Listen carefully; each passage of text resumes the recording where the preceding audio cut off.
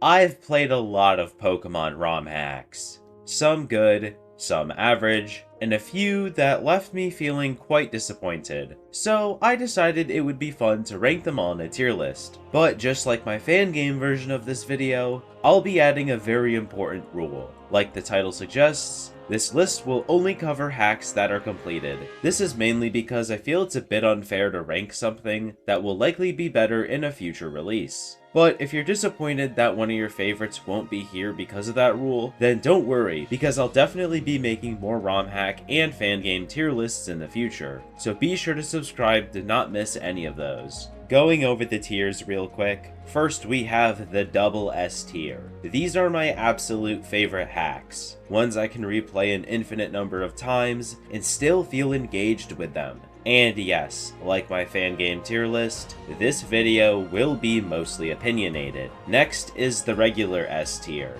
These are hacks that are still incredible and absolute must-plays, but not nearly as perfect in my eyes as the ones above. Onto the A tier are ROM hacks that are well made, but are lacking something in particular that would land them in the above tier. B tier hacks are either ones that felt pretty average, not really sparking much joy with any of their specific features, or projects that were really good back in the day, but just haven't aged very well. The C tier is for the slightly below average hacks that I really only recommend if you have nothing else to play. And finally, the D tier. Hacks that are extremely flawed, or just lack much of anything worth playing them for. If you're wondering why there isn't an F tier, that's because just like my fan game video, I feel it's a bit disrespectful to place a free-to-play fan project that low. Alright, let's take it from the very top of the list, with Pokemon Adventure Red, a ROM hack inspired by the Pokemon Adventures manga. But even as someone who's never read the series, I did quite enjoy the storytelling in this hack. It felt really nice to see a region as boring as Kanto brought to life with a lot more personality given to the gym leaders, rivals, and especially antagonists. Where the game kind of falls off for me though, was the actual gameplay. Your options for team members were pretty abysmal, outside of the ones given to you that were meant to reflect Red's canon team from the manga, all of whom were incredibly overpowered, making Kanto's normally walk-in-the-park boss fights even easier. I'm going to go ahead and put it in the A tier, because it's still a great hack if you want a long story. Released all the way back in 2009, we have Ash Gray. It was a very impressive hack for its time, taking you through over 100 of the original anime episodes, including the first two movies. However, in 2025, it's actually not bad. Sure, on the gameplay side, it very much resembles Fire Red, and there are of course a handful of clunky and questionable game design choices, but it still does a great job of taking you through the original anime, and somehow, even after 16 years, is still the best at doing so, at least in the English ROM hacking or fan game scene. I think that the hack, at the very least, deserves to be in the low B tier.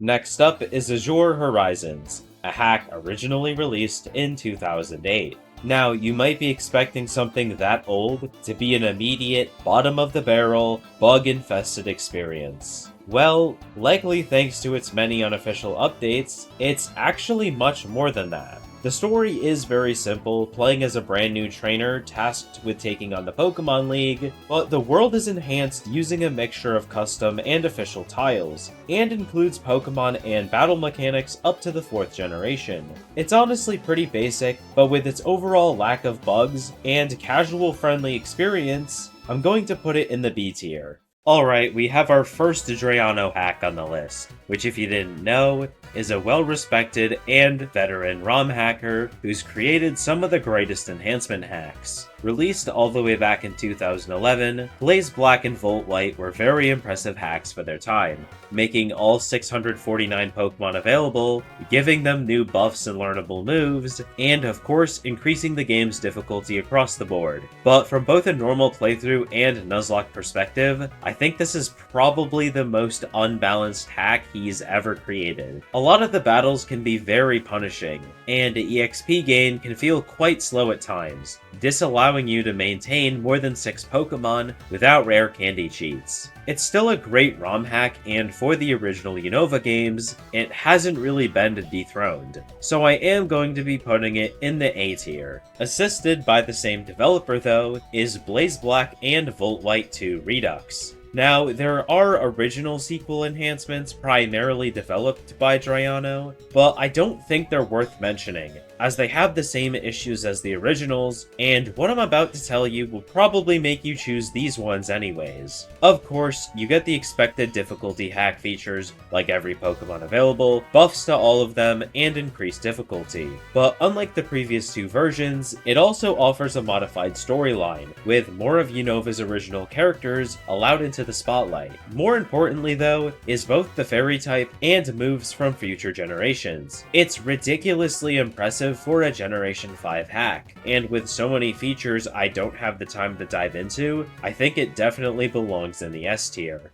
Moving on to Crystal Clear, an open-world experience of the 2nd generation games. The opening segments of the hack are very impressive, allowing you to customize your character, pick from 24 different starters, and then choose from anywhere in the Johto or Kanto region to begin your adventure. But after that, the impressiveness kind of wears off, and it just becomes Pokemon Crystal without map restrictions, which at first sounds pretty cool, until you realize none of the battle mechanics have been updated either, so you won't have the physical special split, abilities, or improved learn sets. I think the hack had potential to be really good, but was held back by the creator's desire to keep a lot of things faithful to the original games, so I will be putting it in the B tier. Now, if I were to tell you that one of the best Kanto experiences was a ROM hack made in 2012, you probably wouldn't believe me. But this is Pokemon Dark Violet, and it does 2 things that 99% of Kanto hacks not only fail to do, but often barely even attempt. First, if it weren't obvious, the region has been completely upgraded using an art style inspired by Pokemon Emerald. Even better though, is an all-new story giving the opposite gender protagonist and rival a real personality, and making Team Rocket feel a lot more threatening. It even slightly ups the difficulty level, so battles won't feel incredibly easy. Overall, Dark Violet is a really good ROM hack that definitely belongs in the S tier. Up next is Pokemon Dreams. It's a very casual friendly game with tons of quality of life features, the EXP all, Pokemon from the first 7 generations, and even the Dex Nav. Although even with all of that, I personally found it difficult to feel invested in its new region and story, especially with it being built using almost entirely Fire Red and Leaf Green tiles, a default art style that feels way too overused at this point. So while it's a hack I still recommend playing, it's going to go in the B tier for me.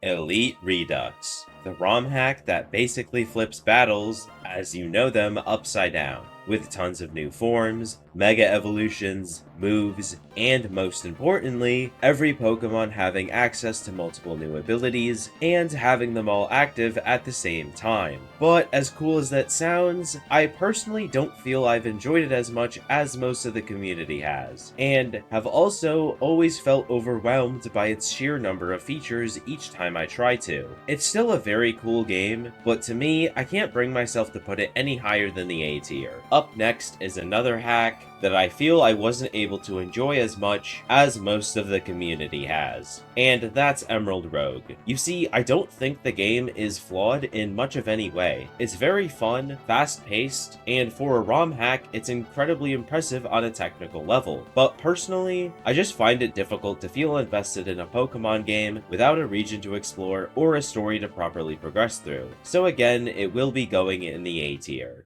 Emerald Seaglass. On paper, it's a pretty basic hack that just adds a few extra features and Pokemon to the Hoenn region. But what obviously separates it from the dozens of other Emerald enhancement hacks is a brand new art style inspired by the 2nd generation games. I don't have much to say about it though, other than the fact that it's just a very fun and visually appealing way to replay through Hoenn, so it will be going into the A tier. Moving on to Pokemon Elysium, a much more recent hack that's been pretty well received in the community. To be honest though, it didn't really stand out to me, with most of the game mechanics and art style resembling that of its base game Fire Red, making it a bit difficult to feel invested in the new region. Where it does at least shine a bit is its story. It has a lot of soul and was a pretty fun read, but I still didn't feel it was good enough to make up for the rest of the hack's lack of features and visual appeal. So personally, I will be putting it in the C tier. Alright, so this next hack might be one of the most disappointing experiences I've ever had with a Pokemon fan project. And I really mean it. It's called Fire Red Extended, which starts out pretty strong, offering a revamped Kanto region with new maps put together using an enhanced Generation 3 tile set. But that's really about all the hack has to offer, as you'll quickly realize that there's no enhanced story, and routes feeling absolutely infested with mindless filler trainers. To make it much worse, you'll even be met with trainers being stacked with healing items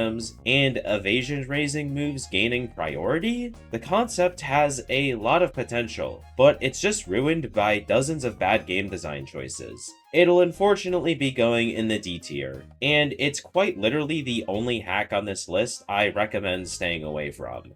Pokemon Flora Sky. Back in the day, this was one of the best hacks available, with a brand new region, story, and Pokemon up to the 5th generation. But in 2025, it's a bit average. Definitely not bad, but compared to a lot of hacks available today, it doesn't really have too much to stand on. I think it definitely deserves at least B tier though, because despite all that, it's still a pretty bug-free and casual-friendly experience.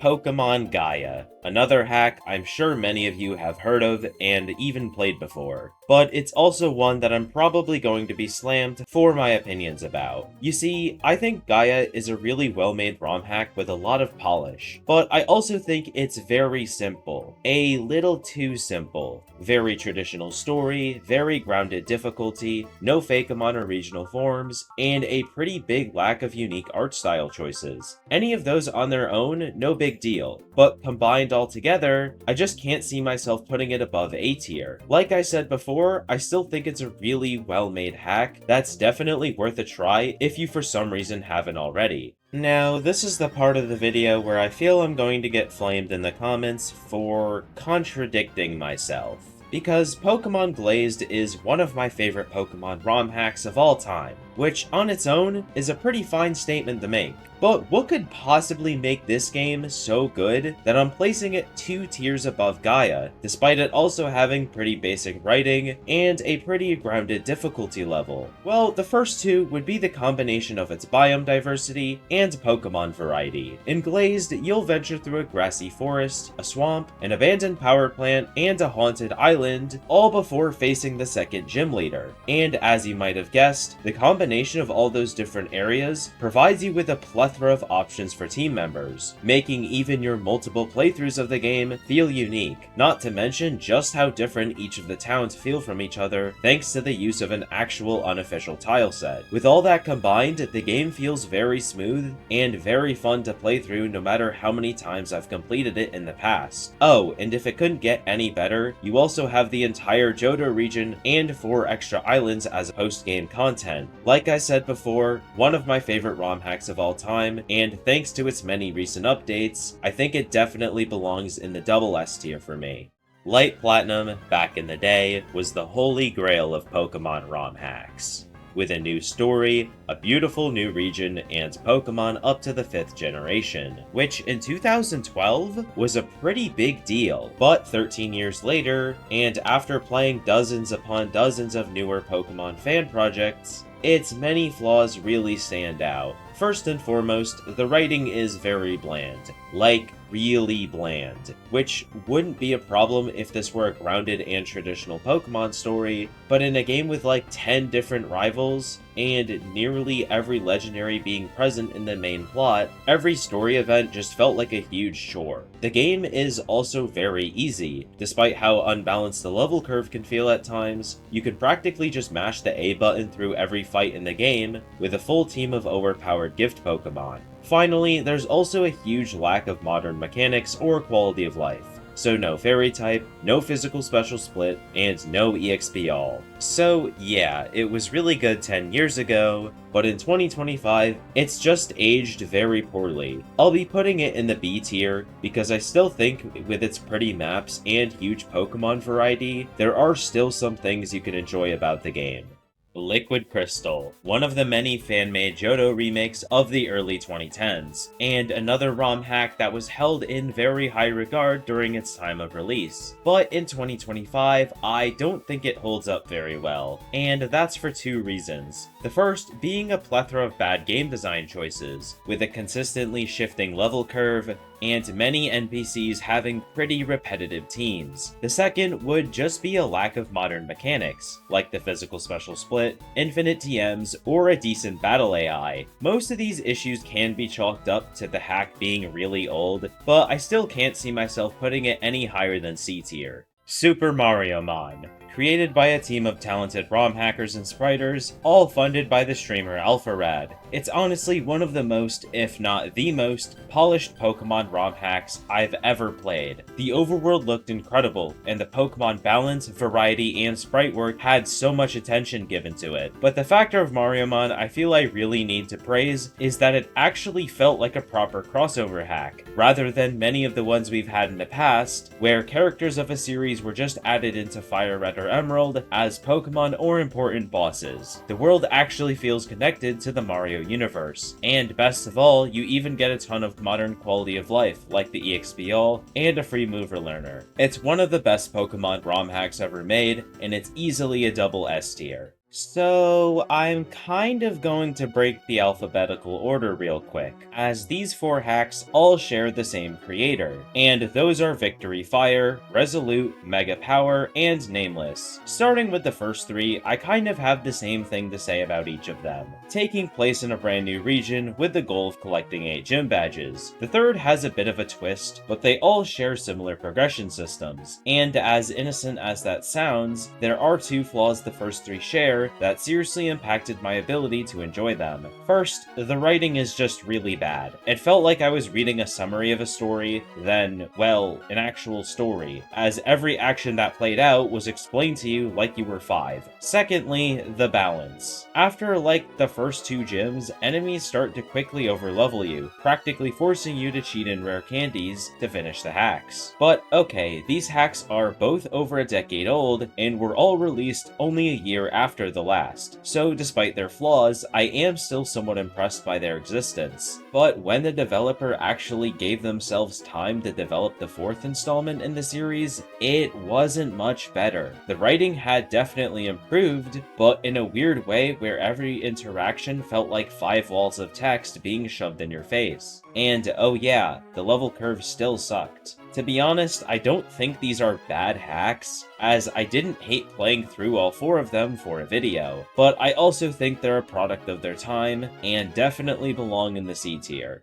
Here we are, the ROM hack that I personally believe to be the best one ever created, Pokemon Odyssey. It has just about everything I could ask for. A massive new region separated into 2 parts, a new story, over 100 new regional forms, and buffs to the remaining canon ones. But taking it even further, it also offers a plethora of quality of life features, such as the EXP All, a free mover learner, and even an EV editor. I have a lot more to say about the hack, which is why I highly suggest you watch my full video about it if you want a more in-depth review and a longer answer to why I think it's the best. But yeah, definitely going to the very top of the double S tier.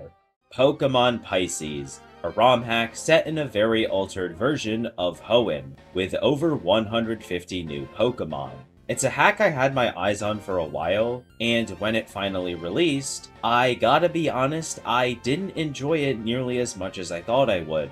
And unlike most of its critics, it was not due to the lack of documentation. I didn't really care too much about that. My main issue with Pisces is I feel it has a bit of an identity crisis. It tries to be a sequel to Pokemon Emerald, while at some points also feeling like a more original and disconnected story. It doesn't label itself as a difficulty hack, but feels more challenging than many of the hacks I've played that do. And as much as I love Fakamon, a lot of them feel out of place, which I can't figure out if it's their designs not clashing with each other, or the lack of a new region. Maybe it's just not for me, and I think that's something many other people need to realize as well. rather than hoping or begging the developers to remake it into something that is. I think Pisces is a well-made ROM hack with a ton of love and effort dumped into it, especially when 3 months after the completed release, they're still pushing out giant patch notes in response to a lot of criticism and bug reports. So I will be putting it in the A tier, as while still far from perfect for me, I think it's much better than it was at launch.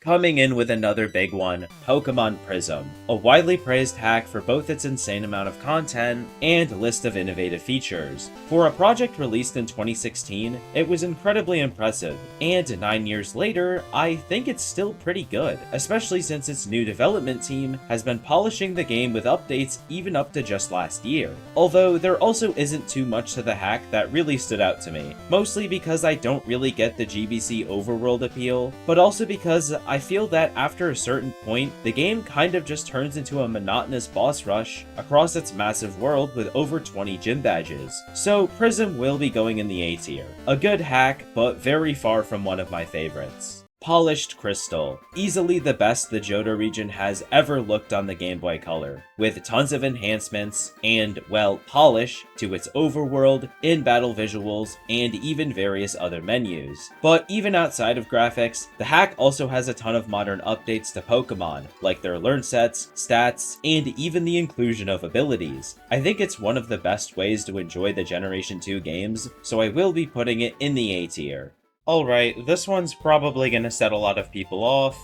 I don't like Radical Red, and my reasoning behind it might anger you even more. If you're a regular or even longtime fan of my content, you probably know how much I dislike Generation 3 enhancement hacks, mostly because of how many there are, and just how little of them do more than just making the battles harder and adding more Pokemon. Now, of course, Radical Red was kind of the first at the table. Back in the day, it was incredibly innovative, and I put at least 100 hours into nuzlocking it. But 5 years later, I just feel it hasn't evolved. Sure, they added new features, more quality of life, and more Pokemon as they're officially released, but at the end of the day, it's still the same region, maps, tiles, characters, and the same story. And no amount of new quality of life for Pokemon are going to change that.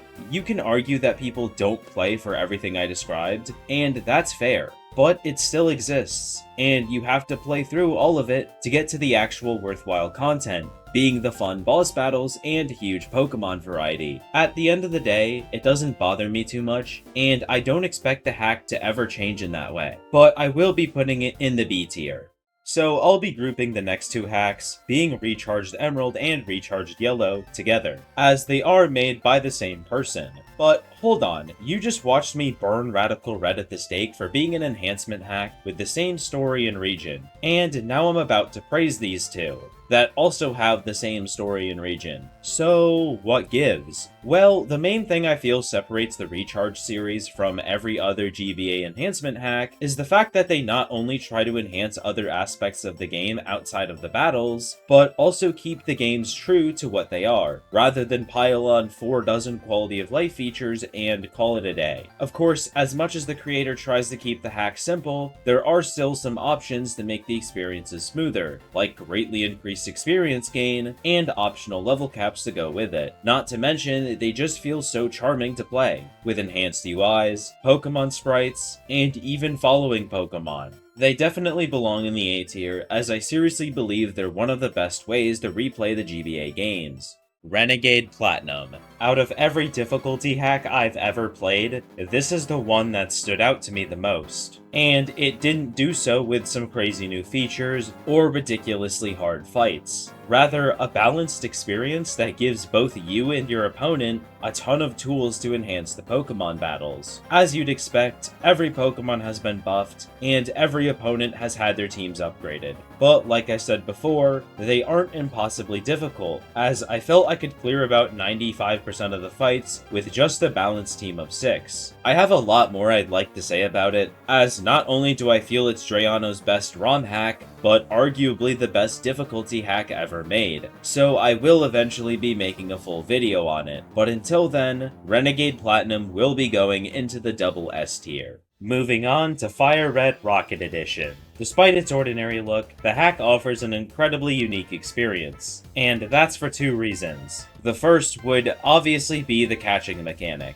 Rather than throwing Pokeballs at wild Pokemon, you'll build your team by stealing from trainers after achieving victory over them. But as cool as that sounds, I was personally much more hooked by its story, taking you through Kanto as a Team Rocket grunt and showing off sides of the region's characters that you never knew existed. It's easily one of the best written stories I've ever experienced in a ROM hack, but due to its lackluster list of features outside of the two I mentioned, I can't see myself putting it any higher than A tier. Next up, Open World Emerald, better known as Pokemon ROWE, is an open world experience set in the Hoenn region. Similarly to Crystal Clear, you'll begin your adventure by picking your starter, and then choosing where in Hoenn or even the Sevi Islands you'd like to start. That's right, this hack features 2 entire regions to explore, with over 16 gym badges. But the project also does a lot of things that most other enhancement hacks don't, and a big one is a pretty big graphical overhaul across the board. As cool as all that sounds though, without a new or engaging story, the novelty did wear off pretty quickly, so I will be putting it in the A tier. The final Drayano hack on this list, Sacred Gold and Storm Silver. Similarly to the rest of his hacks, every Pokemon has had their teams upgraded, and the player gets access to a lot more resources than they normally would. But the thing that impresses me the most about this hack in particular is what it manages to accomplish as a 2012 release. Because not only does the hack feel incredibly balanced and smooth to play through, but it also has a handful of story changes, enhancing a side of Johto that many of us look back on pretty disappointingly. But long story short, it's just yet another incredibly polished Drayano hack.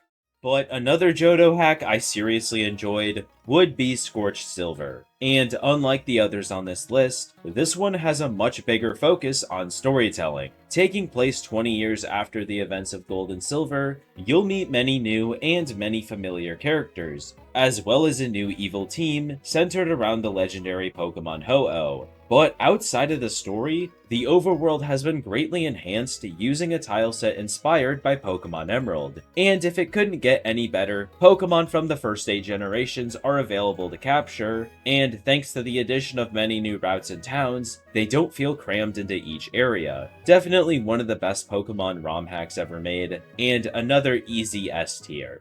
Now, this next hack is one that I feel incredibly nostalgic for, mainly because it's the one that originally got me into them in the first place, and that would be Pokemon Sienna, taking place in a brand new region with over 100 new Pokemon, both very impressive feats for a hack released in 2010. But 15 years later, and thanks to dozens of unofficial updates, it holds up pretty well, with an almost complete lack of bugs, and a pretty balanced level curve. Now, this might be a questionable opinion, but I'm personally going to put this hack in the S tier. Maybe it's fueled by my nostalgia, but I'm also a huge fan of Fakeamon. Team Rocket Edition. Not to be confused with Fire Red Rocket Edition, is another hack where you play as a Team Rocket grunt in the Kanto region. Just like the previously mentioned one, it has an incredible story, bringing a lot more life to its original region and characters. But what separates this hack from the other Rocket one are battle mechanics feeling closer to the modern Pokemon games, and the main story taking you through both the Sevi Islands and the Johto region.